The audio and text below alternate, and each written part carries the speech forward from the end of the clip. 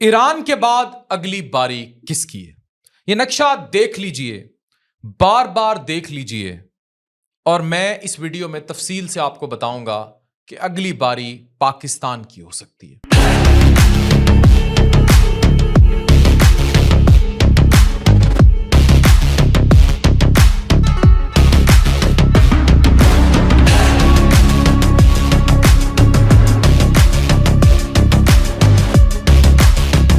अच्छा, मैं कह रहा हूं डॉक्टर इसरार एक सदी का आदमी था। क्या कहते हैं, सुनिए।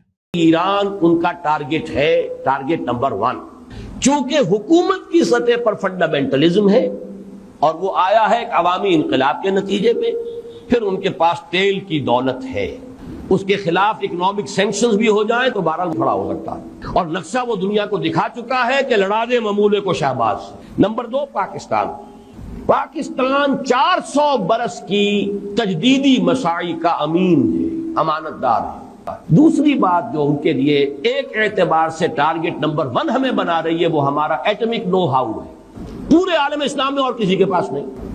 ये है मुख्तलिफ असबाब जिसके बिना पर ईरान और पाकिस्तान को आप ब्रैकेट कर लीजिए, ये इस न्यू वर्ल्ड ऑर्डर यहूदी और ईसाई गठजोड़ का जो टारगेट नंबर 1 है, एक एतबार से ईरान है, एक एतबार से पाकिस्तान। आखिरी टकराव होना है उम्मत मोहम्मद और यहूद के माबैन।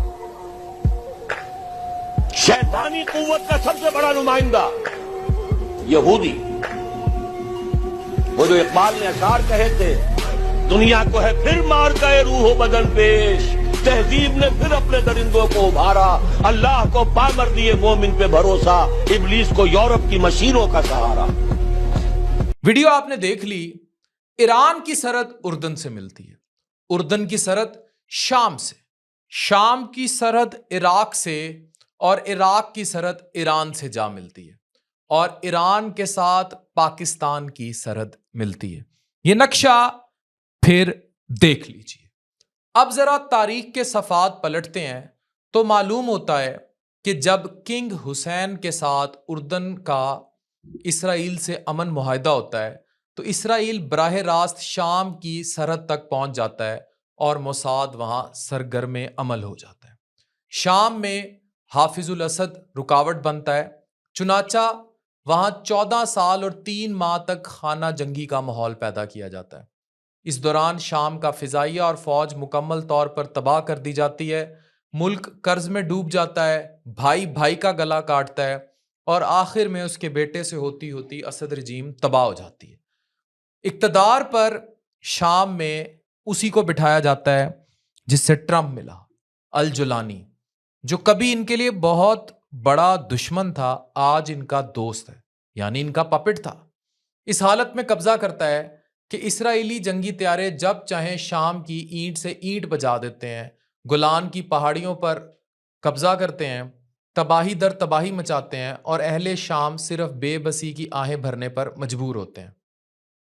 अब ईरान और पाकिस्तान के दरमियान इराक की कहानी सुन लीजिए। इराक को असला दिया जाता है, ईरान में खूनी इनकलाब बर्पा करवाया जाता है, और फिर अरब और अजम यानी अरबी और फारसी को आपस में लड़ाया जाता है। यह खूरेजी 8 साल तक जारी रहती है, ना कोई फातेह ना मफतू। हाँ, यही इसराइल जब देखता है कि इराक और ईरान अब हालत जंग में है तो वो अपनी जंगी जहाज़ों के जरिए तमूज इराक के मुमकिन न्यूक्लियर प्लांट पर बमबारी करके इसे तबाह कर देता है, ये कहकर कि इससे इसराइल की अमन सलामती को खतरा लाहक हो सकता है। यानी कि मसला है so called weapons of mass destruction या न्यूक्लियर वेपन से जो पाकिस्तान के पास ऑलरेडी मौजूद हैं। इसके बाद इराक को शह दी जाती है और वो कुवैत पर हमलावर हो जाता है। जैसे ही वो कुवैत पर हमलावर होता है, अमेरिका बहादुर पूरी दुनिया को इकट्ठा करके इराक की ईंट से ईंट बजा देता है। मगर तब भी इराक में जो जान रह जाती है, 2003 में इसी इसराइल ने अमेरिका को कायल किया कि इराक ऐसे हथियार बना रहा है जिन्हें वेपन्स ऑफ मास डिस्ट्रक्शन कहते हैं। अमेरिका बहादुर इराक को आज़ाद कराने आता है, इराकी अवाम का भला करने आता है। ये देखें कि उसने क्या किया।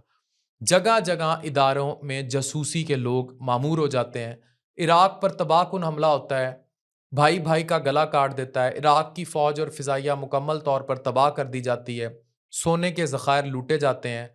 और सद्दाम हुसैन की आखिरी तकरीर याद रखिए, सद्दाम हुसैन की आखिरी फांसी की वीडियो याद रखिए, वो चला जाता है।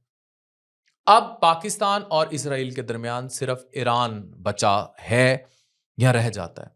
इसराइली जंगी तैयारे जब चाहें उर्दन, शाम और इराक के ऊपर से बिला खौफ व खतर प्रवास कर सकते हैं, बमबारी कर सकते हैं, इन्हें रोकने वाला कोई नहीं।